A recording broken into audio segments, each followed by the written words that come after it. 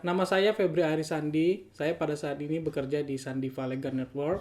Saya selain advokat, saya juga adalah seorang kurator dan pengurus yang terdaftar di Kementerian Hukum dan Hak Asasi Manusia.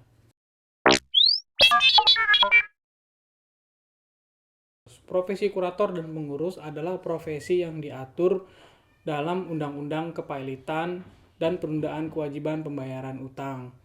Kurator sendiri adalah Balai Harta Peninggalan. Kurator terdiri dari kurator swasta dan kurator yang diatur oleh negara, yaitu Balai Harta Peninggalan. Kurator memiliki fungsi melakukan pengurusan dan pemberesan harta pailit. Kepailitan dikenal juga sebagai kebangkrutan. Nah, kalau teman-teman mau tahu, kepailitan itu sama dengan bangkrut, nggak punya duit. Ketika keadaan aset atau hartanya lebih sedikit daripada utangnya. Jadi ketika utangnya lebih banyak, asetnya lebih sedikit, maka dia kemudian menjadi pailit gitu. Nah, fungsi kurator di sini untuk melakukan pengurusan terhadap harta pailitnya ini. Diurusin oleh kurator, kemudian dibagikan kepada para kreditor. Jadi yang pailit itu adalah debitor. Debitor itu orang yang punya utang. Kreditor itu orang yang punya piutang, orang yang punya tagihan. Dia yang menagih untuk pembayaran piutangnya agar bisa dilunasi. Nah, tugas kurator itu dia melakukan penjualan aset. Nah, aset yang dijual itu dibagikanlah kepada semua kreditur dari debitur yang pailit itu. Begitu tugas kurator. Untuk menjadi kurator, pertama disyaratkan itu ada dua profesi yang bisa menjadi kurator, yaitu akuntan publik dan yang kedua adalah advokat. Begitu. Jadi untuk menjadi kurator, kalau teman-teman dari jalur SH, sarjana hukum, teman-teman harus jadi advokat dulu. Setelah jadi advokat, baru kemudian mendaftar di organisasi kurator yang ada di Indonesia ini. Kemudian ikut tes. Setelah ikut tes lisan dan tertulis, kemudian teman-teman kalau dinyatakan lulus baru bisa menjadi kurator dan pengurus secara profesi.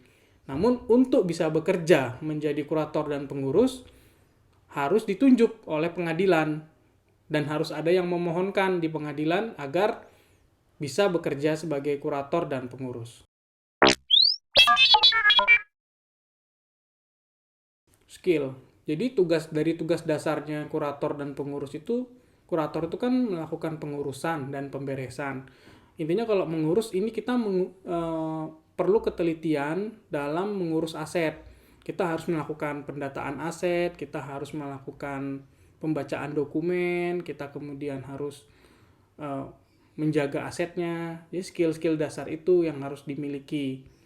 Kemudian selain itu kita harus belajar laporan keuangan, kita harus belajar memanage sebuah perusahaan, kita harus tahu bagaimana perusahaan itu berjalan begitu. Jadi pada saat kita menangani suatu perkara, kita tidak gagap, kita tidak kaku, kita bisa all round, kita bisa memahami ekosistem perusahaan itu gitu, sehingga kita bisa maksimal dalam melakukan pekerjaan seperti itu. Jadi skill dasarnya yang pertama teliti dalam membaca dokumen, teliti dalam melihat aset, dan hati-hati dalam melakukan penjualan aset agar bisa menjual aset dengan maksimal dan hasil penjualan aset itu bisa dibagikan kepada semua kreditur.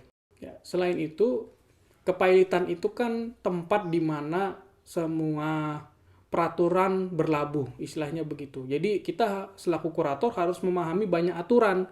Sumpama yang pailit hari ini adalah perusahaan tambang. Kita harus tahu undang-undang pertambangan dan keturunannya apa, peraturannya. Sumpama yang pailit perusahaan oil, migas, kita harus tahu peraturan itu. Kemudian kalau yang pailit adalah perusahaan yang listing di pasar modal, kita harus tahu bagaimana pasar modal. Jadi kurator itu dia kurai, jadi benar-benar dia harus mengoleksi pemahaman, dia harus komplit tentang peraturan. Jadi dia ketika menghadapi setiap perusahaan yang pilot dia sudah memahami payung hukum dari perusahaan yang pilot itu. Jadi dalam bekerjanya jadi lebih baik begitu.